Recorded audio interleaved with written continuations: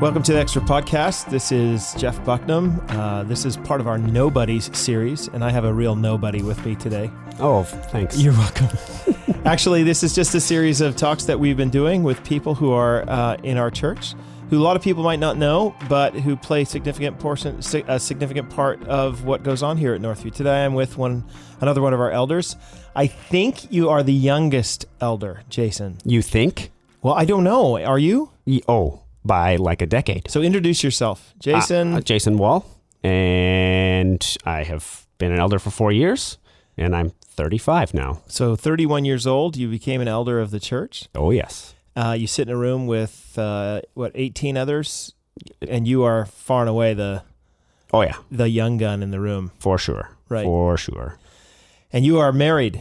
I am. I have a beautiful wife, Ashley Wall, and 3 kids. How old are your kids?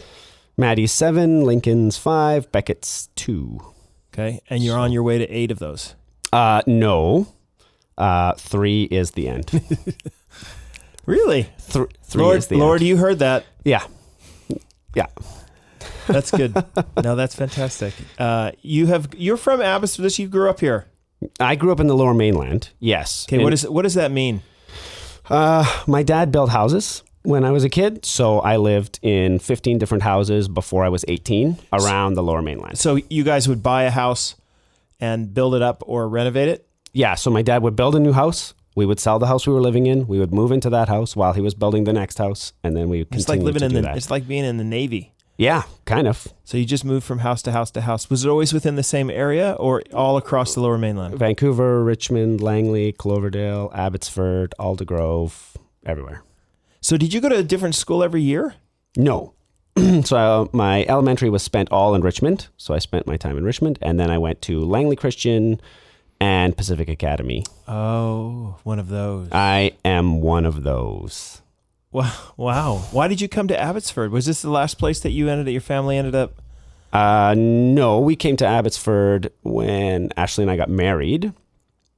And it was just a matter of economics. We could afford a condo here. So we moved here and figured, the 20-minute commute, because we were going to church in North Langley, and figured, the 20-minute commute isn't a problem. But we really like to be involved in church. And so when that was happening so often, we thought, you know what, it's better to find a church in our community here. And so that's when we made the full jump to Abbotsford. Okay, yeah. To Northview. What year did you start attending Northview? I attended, we're going on 10 years now. Okay. So just about a year after we got married. All right. Yeah. And you were friends with Ezra Akote. You were like, you knew each other from years ago. Yes. When he was doing his internship at North Langley Community Church, and he was doing his master's degree, he was this college and career guy, and I was helping out. And so that's where we kind of got to know each other. Okay. Yeah. Yeah. And you'd never attended Willingdon? No. Okay, because for some reason I thought that was that's kind of I've noticed that about Mennonite Brethren people around here, is that either you at one point attended Arnold or Yarrow, yeah, or you attended Willingdon, and those are sort of the rites of passage. No. I came from Vancouver, so I attended Culloden Mennonite Brethren Church. There it is, right? There's always a connection. So Culloden was my home church. Did you grow up as a Mennonite? Is this your tongue? Oh, yeah. So tried and true. Oh, yeah. Is Wall's not a Mennonite name? It is. Is it? Yes. What? Well, as far as I'm concerned, it's Mennonite. Oh, okay. My heritage is Mennonite through and through. So. See, because you're the only Wall that I know, except for the Wall Center. See, and that is a comparison. Whenever I say my name's Wall, are you the Wall Center Walls? Yeah. And then I say, no. And then everybody kind of just drops their shoulders as if like, because they thought they were in for a free night. Yeah, exactly. Right? Just because they met you. Yeah. Oh, can I have a free night? Yeah. No. And then I just, cut their legs out from under them. No, I'm not that Wall. And then they realized that you actually are a nobody. Actually, I am a nobody. So you've been serving, you came to faith in Christ, did you just kind of grow up in a Christian family? Yes, I grew up always going to church, always being involved in some Christian community, Culloden to start with. And then at 13, I got baptized. It just was a matter of, my parents tell me of a time when I accepted Jesus into my heart at 5 years old, but it was a growth over time. And at 13, I got baptized and have been serving in the church ever since. And you've been what you work? What do you do now for a living? What is your? Well, I manage a manufacturing company that builds wooden boxes for airplane parts, basically. Okay. So we custom manufacture pieces to keep things safe as they travel. So it's a small company, so I do everything from sales calls to human resources to actually like running machines and fixing machines. And What's the name of your company? New Line Crates. New Line Crates. Yep. So if anybody's listening and is in need of specialty boxes for airline parts, Yep, exactly. you're their guy. A very niche market. Well, you never know. Look, right? somebody from Boeing could be listening to this podcast. They could. Yes. Yes. Do you sell to Boeing? I sell to Boeing suppliers, yes. Oh, so down the chain a bit. Yeah. That's all good. Yep. So you've been involved in church for a long, long time. Mm-hmm. You've been called to be an elder 4 years ago. What was it like for you to make that decision as a young guy? Doesn't elder mean old man? I thought elder meant old. Well, yeah, if you look at the demographic, it does, right? But honestly, it was kind of an evolution of my Christian walk. And so in some ways, it was normal. Like, yeah, that fits. That's so evolution that's is next, normal. That's what you... Yeah. Okay. It's normal. Yeah. Yeah. Thanks. Anyway, no, it's the evolution of your Christian walk. Right. And in some ways, it was a normal thing. Because you've always been involved in some sort of leadership like with Ezra and with other places you've been involved in leadership. Yeah, I've from a young age, it was instilled in me that we should serve in the church. And so whether that was stacking chairs after an event or, teaching a Sunday school class or whatever, that's where I started. And then I guess, the gifts that God had given me slowly were developed and people noticed things in me and then would move me, into a leadership role and doing high school ministry and then college and career and then community group leaders. And so it just kind of developed over time. And then with that, I went to Bible school and got a biblical studies degree. So I had some... What school did you attend? CBC. Okay. Oh, Mennonite. Yeah, you are really right? blue blood. Oh, yeah. You want to talk to a Mennonite right here, right? I am talking right? to a Mennonite. That's great. So yeah, then when I came to Northview, that was the thing to do. So I tried to plug in where I could, and that happened to be in college and career at the time with Ezra, because I had a connection there. And then slowly it developed, and Steve, actually approached me and said, "Hey, would you consider..." Our executive pastor. Yes. Yeah. Yes. Approached and said, "Would you consider being an elder?" And so, when I look back on it, I think, it was a normal process. But in the moment, I was like, really? So what goes on in your mind? Like, I would like to talk to you a little bit about what an elder is and does. Mm-hmm. So what is an elder? So from my perspective, an elder kind of has two functions. One is to manage the church in terms of what we do, what our vision is, how we're going to accomplish those things. But much more importantly than, finances and operations, I think is the role of discipling people, shepherding the flock of God to a greater understanding of who he is. So there's a kind of governance and a shepherding that goes on. Yes. Yeah. Yeah. So it's a both and. So typically, I think we think of elders in terms of, dollars and cents and what color the carpet will be and, who's going to be the lead pastor. Mm-hmm. That's what we would kind of see. But from my perspective or from my experience here at Northview, a lot of it is spending time with people, praying with them, counseling them through difficult circumstances, leading small groups so that, people can grow in Christ. Yeah, one of the big differences in the scriptures between an elder and a deacon is the elders are what we call apt to teach or able to teach. That doesn't mean it's a skill that they have so much as Titus 1:9 seems to clarify that language to say that they know their stuff. They know their stuff and they kind of serve as guardians of the truth of the faith. And as such, they tend to be involved in training, and our elder meetings, we have times for theological discussion. We pray for people, so there's ministry of the word and prayer, and there's discussion and reports from people who have served in deacon capacities around the church who are coming and saying, well, this is what the finances look like, and these are the sorts of decisions that need to be made regarding those, and regarding like development of the property, and what's the best thing going forward, and what kind of strategy should we have as a church to maximize our ability to reach the lot, stuff like that. Yeah. But what's really interesting is that it's through the lens of a shepherding model. So yeah, we would look at the dollars and cents and what does that look like. But the conversation around the table with the 18 other men in the room is not about the dollars. It's about how we should, like, how would God want us to use those dollars? How should we approach this operational challenge? How should we deal with this human resources issue from a biblical perspective? How do we maintain biblical integrity while dealing with these operational issues? Do you find that difficult? It is challenging, absolutely. Why?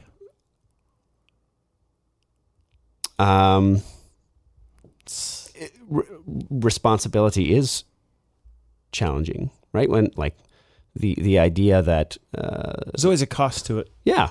I mean, at some level, there's always it's if the decisions were easy to make, anyone would make them, right? But the challenges that we require, oftentimes, and elders require wisdom that is not immediately forthcoming, right? Because you have to sit in a room and you hear different opinions and different people speaking about the challenges, and it's trying to sort through all of that in order to make a godly decision.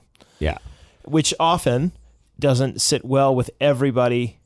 Never does. Either in the room or sit well completely with everybody who it affects. And that's the that's the difficulty. And yet you're doing something that you think you honestly before God sense is in the best interests of the whole church for now and the days to come. Yeah. And it's not just a simple A plus B equals C kind of a circumstance, right? So there are times when sacrifices are made or people disagree, and you move forward based on, conviction, right? So as an elder, you are placed in a situation where you kind of have to keep you sit on the, 30th floor, and you look out at the horizon, and you are tasked with the role of kind of being one of the shepherds, the chief shepherds of the church, although that language, chief shepherd, is reserved for Jesus in the Bible, but you're an under shepherd, right? So you are one of the ones in the church who is given that task. And so you need to look out around the world and try to identify the challenges and difficulties that are going to rise against the church and things. So you've done that a bit. Tell me, Jayeson, what are the issues that are plaguing the church today? If you had to identify them, what are they that are causing difficulty with people's discipleship? Oh, I think that primarily we have access to all types of opinions and all types of data on many different things, and it can come through Twitter or Facebook or Instagram or whatever the case is, and we lack a filter as to what is good, right, and true, because I think in a lot of ways our biblical ignorance is exposed when we're given that much information. And so I think that's actually a big challenge for the modern church, for the current church, is to think about, well, how do we filter through, Joel Osteen tweets or John Piper tweets or whatever the case is? How do we understand what's good and right and what lines with the Bible? It sounds like you're talking about a discernment. Yeah. Like the ability to discern between what is, like, as you say, good, true, and beautiful. Yeah.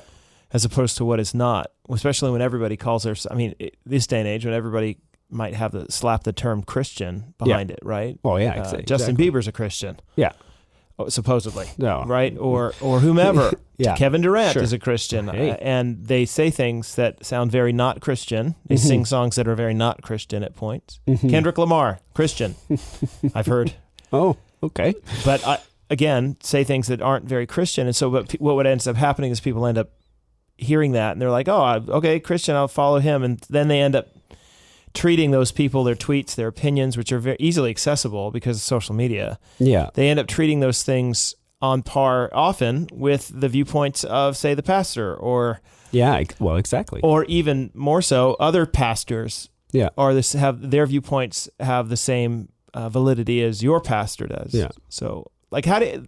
But I think that like the challenge is that culturally we look at people instead of the Bible. So like we're trying to make the Bible line up to what people are saying instead of saying is what Jeff is saying, is what Jayeson is saying, is what Kendrick Lamar is saying, or whatever the case is that lining up biblically, not well, I don't know how to, because I don't like that, or like we tend to do the opposite of what we should. Does that make sense? It does make sense. Do you think that the very question that you asked, you more the point that you just made, that when people hear these things, they should be thinking, does that line up with the Bible? Mm-hmm. Do you think that's what they're doing? Do I think that? Yeah. Do you think that that's the approach people take right now? And if not, then how do you get there? I think it's a discipline to teach yourself to seek what the Bible has to say and submit yourself to it, right? I don't think that that's something that just happens. I think we're actually bent the other direction. So we think opposite to the way that we should. Sin has been so involved in our lives that we can't think that way. So it's actually an effort-filled thing. And I don't know that... I don't know what the numbers would be, but I would say that in a lot of cases, people aren't actively disciplining themselves towards biblical understanding, biblical knowledge.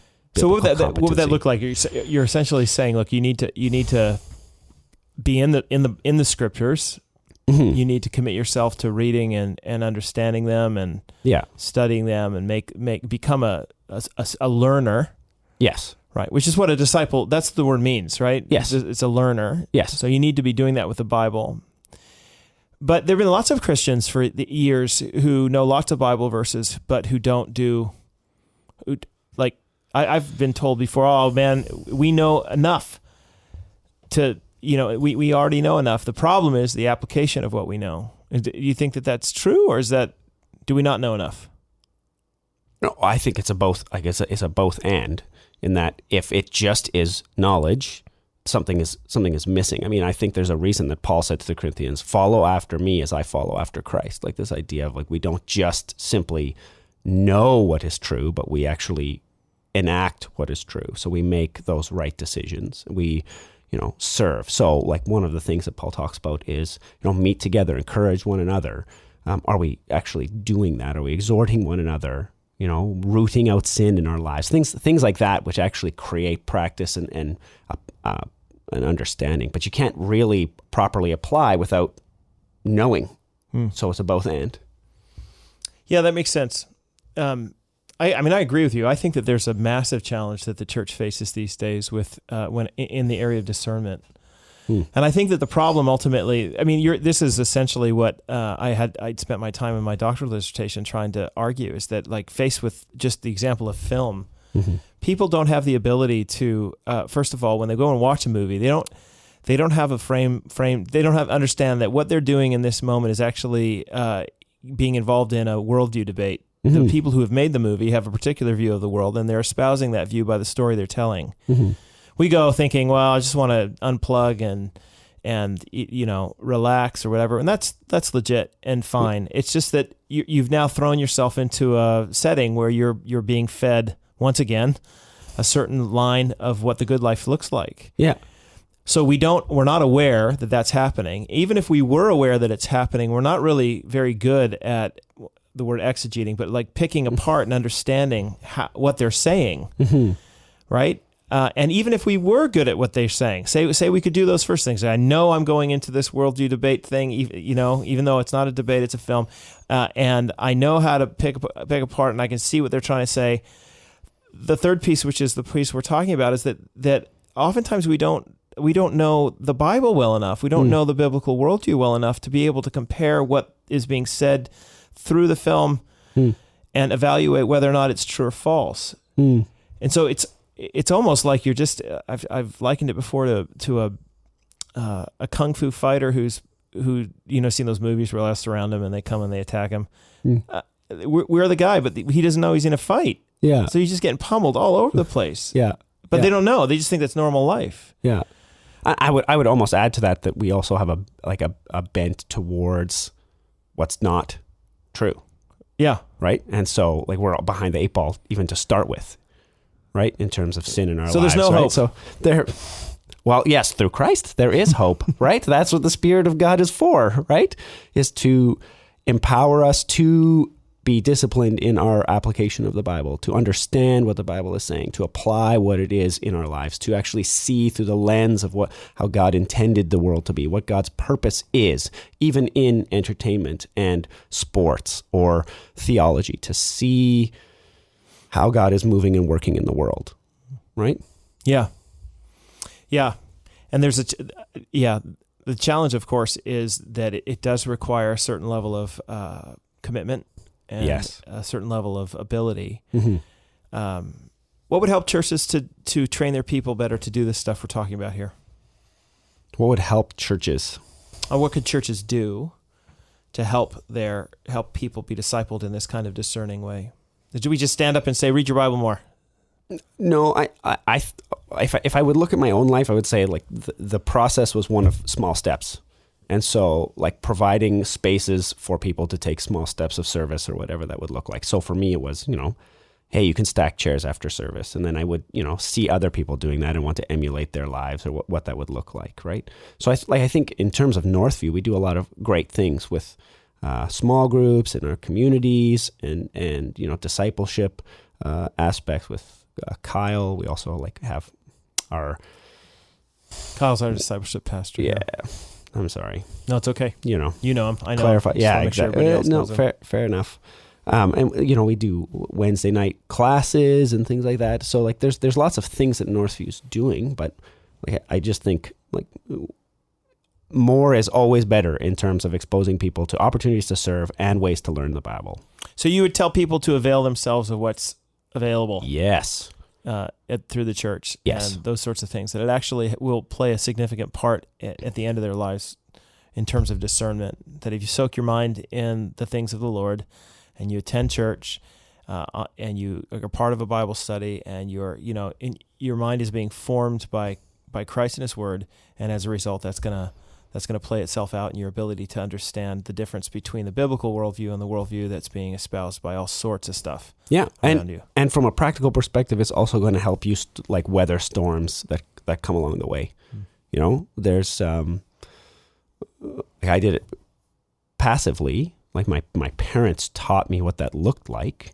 And so it was something that kind of happened over time. But if my parents hadn't taught me that, the storms that I've gone through in life, but when I was a teenager would have, thrown me way off course. But because of, the habits and disciplines that were instilled in me, suffering and, difficulty in life had a different flavor, had a different perspective, had a different purpose, and so it was very helpful.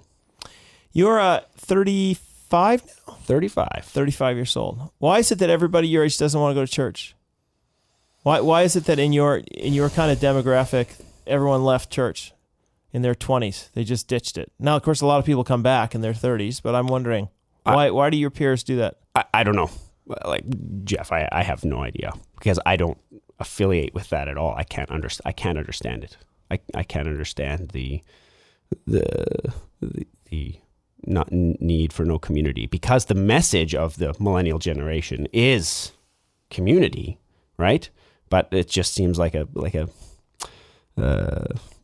push against truth, or a conforming to a particular way, if that would be fair. Are you weird? You're kind of weird, though. I'm weird at 35, I think, and I'll own that. I'm weird, but in a good way. Sure. I'll leave that for others to decide because I'm not quite sure. But if you look back, you're 35 years old, right? Older than Jesus was when he did.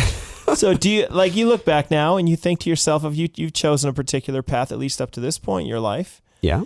Do you feel like you've missed out on something significant by not going the other way, by saying, look, guess, if you're 24 and you're out of college or whatever, Sunday mornings are awesome to sleep in. Or to go for a walk, or to do so many other things than go to church. Yep. So, you could have chosen that, but you chose not to. And you look back now, or do you find that you are sad about it? No. Why not? Not for a minute, because I'm fulfilled in what I'm doing. I see God's purpose in the world, and it's not about me. It's about somebody else. It's about His glory and His plan. And so, I get to fit in as a part of that. Why would I want anything else? Yeah, and discipleship is not something that just happens to you. So that's why it's called a learner, right? I mean, yeah. If you want to go and learn something, there's very little that we learn by osmosis, by just living. Like if you want to learn how to do boxes for machine parts, for aircraft parts. If you want to learn the business, you actually have to put forth some effort to actually learn it. For sure. You're going to have to learn how to make an airplane. But there's everything that you do in life that's worth doing, honestly, requires some effort of learning. Yeah. And unfortunately in the church, I think it's because we're so addicted to the idea that we're supposed to feel Jesus all the time, right? that we sort of just like, well, yeah, it'll happen. You'll feel it. Well, no, actually, like you said, your mind's bent on itself. We are selfish by nature. We don't want God or His ways. Mm-hmm. There needs to be a radical work of grace in our lives. Thanks be to God that He does. Yeah. But then following after that, there needs to be a work out your salvation with fear and trembling, for it's God who works in you to will and act according to His good pleasure. There needs to be that kind of exhausting, look, I'm going to put my hand to the plow when it comes to learning. I'm going to take up my cross and follow Him. And that's not easy. No. And oftentimes it means cutting out some things in your life. And oftentimes it means picking up things you don't want to do or things that are a start as a duty. They will usually end as a delight. Mm-hmm. But they start as a duty. It's like chewing through an orange peel. You're like, at the beginning, you're like, I don't want to take an orange peel, but there's something sweet in there. Yeah. And churches like that. Yeah. And there is a danger in discipleship that you won't finish the race you've begun. Yeah. Which is a major portion of what the scriptures teach. But I don't think we can overstate the idea that like discipline comes before passion. I was reading an article in National Post that was talking about that, about this woman who was, became a super accomplished pianist, but she started out hating piano because it scales and scales and scales over and over and over again. And as she understood the piano, she became passionate about the piano. She became passionate about music. And I think the same thing applies. We would do that as parents with our kids, right? Practice throwing the ball. If you want to be a baseball player, practice throwing the ball. Throw it hard, but I don't want to. Throw it. You need to learn that skill. You need to. Then the muscles in your shoulder need to build up so you're able to do it better. And then, exactly. Yeah. And then soon your child is saying, Dad, can we go play? Yeah. Dad, can we go throw the ball? Dad, and like, it's a simple application for biblical truth as well, for biblical understanding, for seeing God work in the world. So we have to discipline ourselves to do so. And then it becomes a joy to do so. Yeah. Jayeson, I could talk to you for a long, long time. Thank you so much for coming in and introducing yourself to the fine people who are listening to this fine podcast. You better believe it. I want everyone to know that we put Barney out. Oh, yeah. I wasn't quite sure what this is about. We have a stuffed Barney sitting right in front of you. He's been staring at you the entire time just because we knew you were young and you probably knew a little bit about Barney, and we didn't want you to feel put off. So there he is, your imaginary friend. Actually, I figured it was here so that I didn't have to hold your gaze the entire time. No, you could just look at Barney. Yeah, exactly. He loves you. You're not so sure about me. No, I'm not sure. Thanks a lot. No problems. It's great to have you. We'll catch you guys again.